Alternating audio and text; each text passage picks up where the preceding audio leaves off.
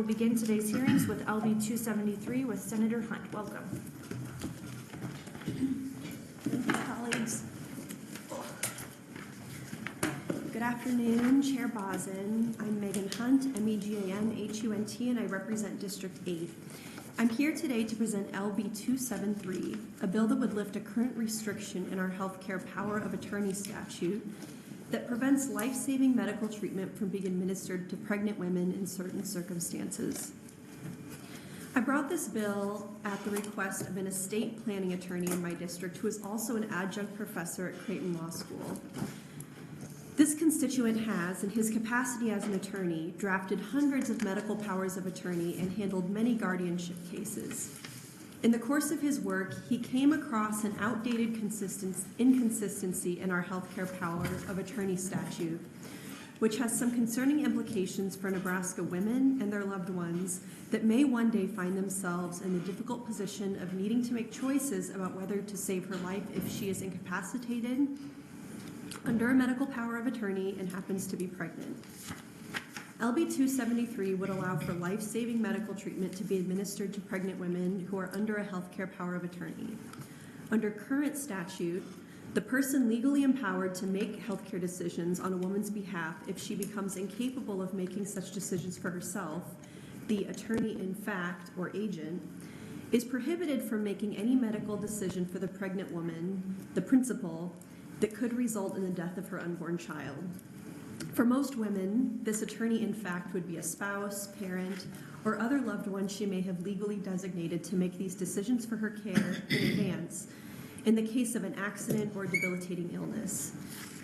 Effectively, current statute dictates that when a pregnant woman is under healthcare power of attorney, the life of the unborn child must be preserved in all circumstances without regard to whether the mother's life is at risk. LB273 would lift that prohibition in very limited circumstances when the woman's physician has determined that her life is at risk without some medical decision or treatment. A healthcare power of attorney, HPOA, is created when a competent person executes a legal document, that's the principal, naming an agent to make medical decisions on their behalf should they become incapacitated. When the principal becomes incapable of making decisions for themselves, the agent steps in, acting in according to the principal's wishes expressed in advance. This is separate from, but similar to, our legal structure for court-appointed guardianships.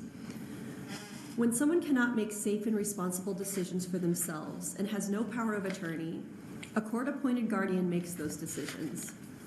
This could be in the case of someone who becomes incapacitated due to illness or accident, who did not make any prior arrangement for power of attorney, or someone who has a significant disability who did not have the competency to designate a person known to them prior to their incapacitation. The key difference between these arrangements is consent. Guardianship is imposed by the court without consent. A power of attorney is given voluntarily by a competent person.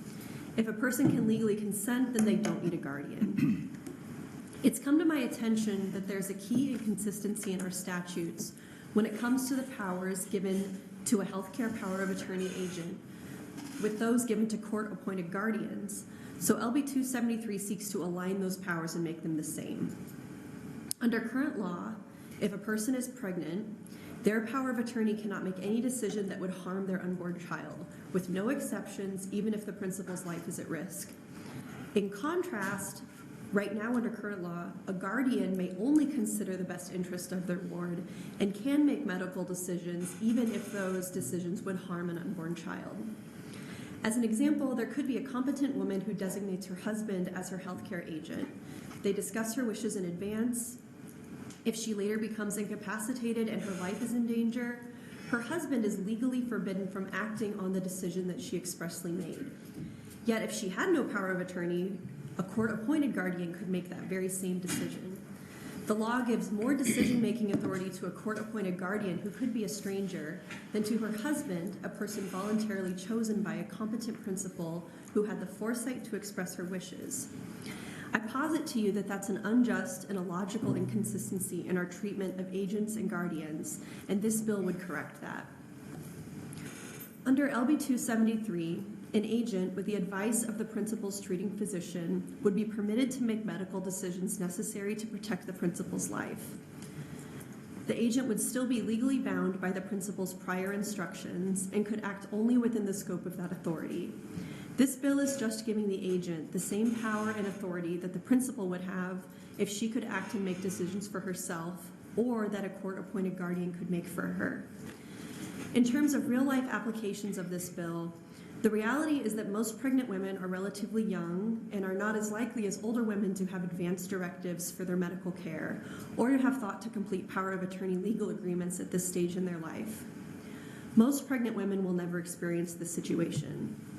But there are a number of women who can and do make these arrangements and decisions, especially if they are married or already have children they want to consider, or if they have a pre-existing medical condition that they know could take a turn for the worse.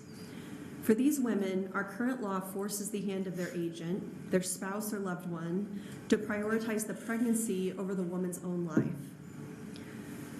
Pregnant women do sometimes end up incapacitated due to injury, accident, or severe illness, and pregnancy itself can exacerbate the risk of incapacitation or death in some of those cases.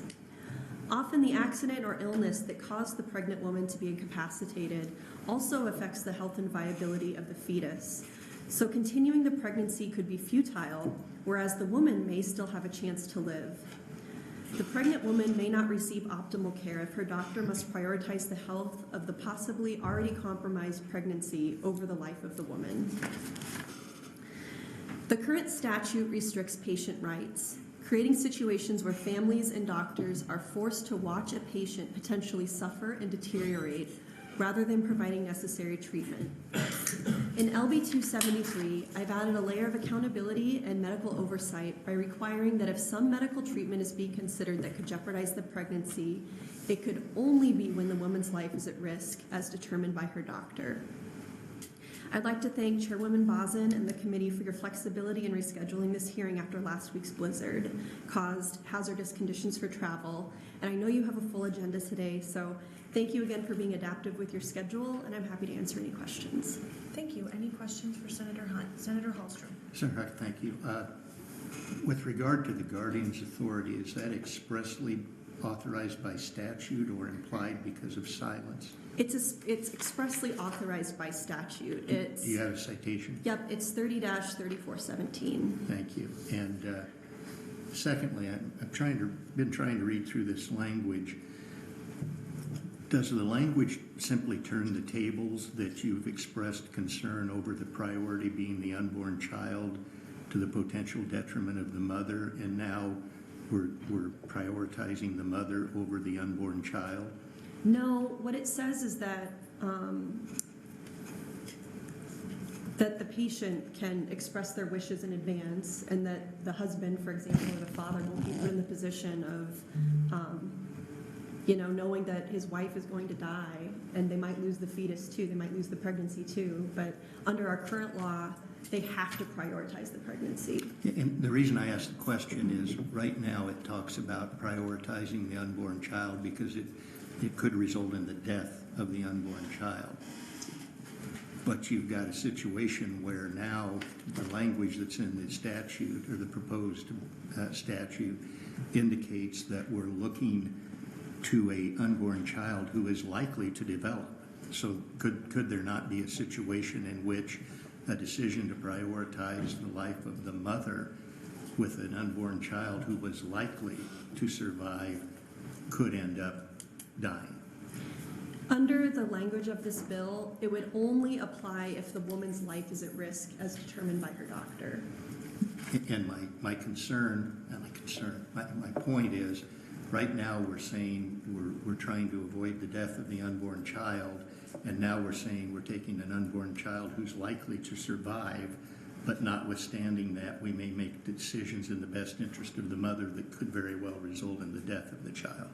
And I'm wondering if that could be a result. That could be the case. Okay. What this is saying is that if it's between the life of the mother, and it really has to be a matter of life or death for the mother, it can't be, I would prefer not to be pregnant type of situation. If the mom's going to die, the dad has the right to choose the mom if the mom is incapacitated. Okay, thank you. Senator DeBoer. So, is it that the dad has the right to choose the mom, or is it that the mom has the right to have given permission to the... You're right, Senator DeBoer. I misspoke. You're totally right. What you're saying, yeah. So That this would be the wish of the principal, the aka principal, the patient. the principal can designate someone to decide on their behalf, and that principal maybe hasn't discussed it, so maybe the person decides. So maybe let's say the dad is in the position to have to decide, but it's to decide to continue to give medical treatment to the mother or to give medical treatment to the mother, not to decide against the unborn child. It's to decide to continue to give, To decide for the mother, exactly. It's to kind of a give positive. treatment to the mother. Because it's not about treatment or non-treatment to the unborn child, right? That's right. It's just about whether or not you can give treatment to the mother. That's right. So if the mother's life is in danger, can you give her treatment, notwithstanding this other issue? That's right. Which is a real issue. That's Yes. fine. Yes, But absolutely. I think you're saying that the law should be neutral as to between the two. So Senator Hallstrom said, are we shifting it from favoring the unborn child to favoring the mother? And I think what I hear you saying is it should be neutral. The law should be neutral, and the decision should be with the principal or the principal's designee. That's right. Okay, thank you. Thank you. Any other questions? I know you have a 1:30 in the other. Are you planning to stay to close or? If I can, yeah, I will. Okay. Thank Okay. you. Yes. Can I see a show of hands how many individuals are planning to testify in some capacity on 273? Okay, come on up. Are you a proponent? Yes. All right. Good afternoon. Good afternoon. You ready for me? Yes, sir. My name is Matthew Worsner, Matthew, W-U-R, S like Sam, T like Tom, N like Nancy, E-R. I am the estate planning attorney that Senator Hunt mentioned. That has been my practice my entire career. I have taught this to law students at Creighton. I was researching a completely unrelated matter when I stumbled across the statute, and I was a little surprised to see it. I have represented Omaha's largest hospital system in guardianships before, so I understand the interplay between POAs and guardianships. I had some testimony prepared, but I think it might be more appropriate to just sort of directly piggyback on the comments that I just heard. The point of clarification that I want to make is when somebody is appointed as an agent or appointed as a guardian, they have a fiduciary duty to that person only. They don't have a fiduciary duty to others, be that an unborn child or a family member. At present, the healthcare statutes, the ones that permit the performance of an abortion, specifically say when a guardian consents to an abortion, they can only consider the best interests of the ward. They cannot consider the best interests of the unborn because they don't represent the unborn. What I think the distinction is here is we're not looking at a person who's considering the entire panoply of people who may be involved. They're only considering the best interest of their spouse or their daughter, whoever it may be.